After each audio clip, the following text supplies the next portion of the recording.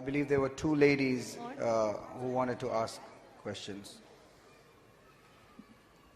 My name is Anida. I'm a nurse.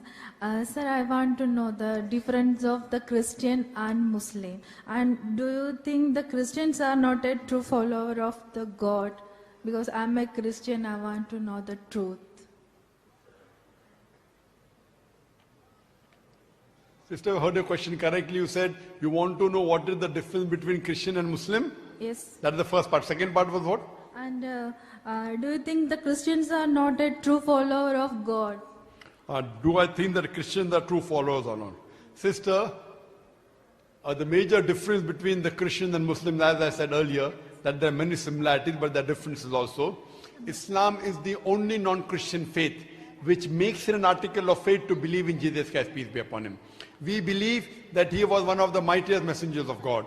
We believe that Jesus Christ, peace be upon him, that he was the Messiah, translated Christ. We believe that he was born miraculously without any male intervention, which many modern day Christians today do not believe. We believe that he gave life to the dead with God's permission. We believe he healed those born blind and lepers with God's permission. The Muslim and the Christian are going together. But one may ask, then where is the parting of ways? The parting of ways is that most of the Christians believe that Jesus Christ, peace be upon him, claimed divinity, that he was God. In fact, if you read the Bible, there is not a single unequivocal statement in the complete Bible where Jesus Christ, peace be upon him, himself says that I am God, or where he says worship me. In fact, if any Christian can point out a single unequivocal statement from anywhere in the Bible where Jesus Christ, peace be upon him, himself says that I am God, or where he says worship me, I am ready to accept Christianity.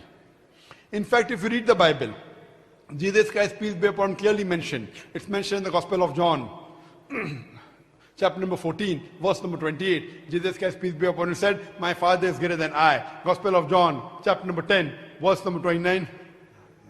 My Father is greater than all. Gospel of Matthew, chapter number 12, verse number 28. I cast out devil with the Spirit of God. Gospel of Luke, chapter number 11, verse number 20. I with the finger of God cast out devil. Gospel of John, chapter number 5, verse number 30. I can of my own self do nothing. As I hear, I judge, and my judgment is just. For I seek not my will, but the will of Almighty God. Anyone who says, I seek not my will, but the will of Almighty God, he is a Muslim. Jesus Christ, peace be upon him, is a Muslim.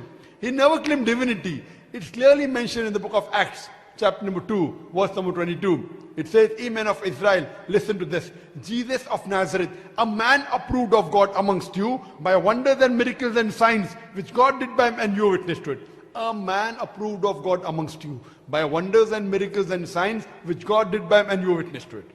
So God did by him, and you witness to it. So if you analyze and if you read the Bible, Jesus Christ, peace be upon him, never claimed divinity, but he was one of the mightiest messengers of God. You asked me the question that do the Christians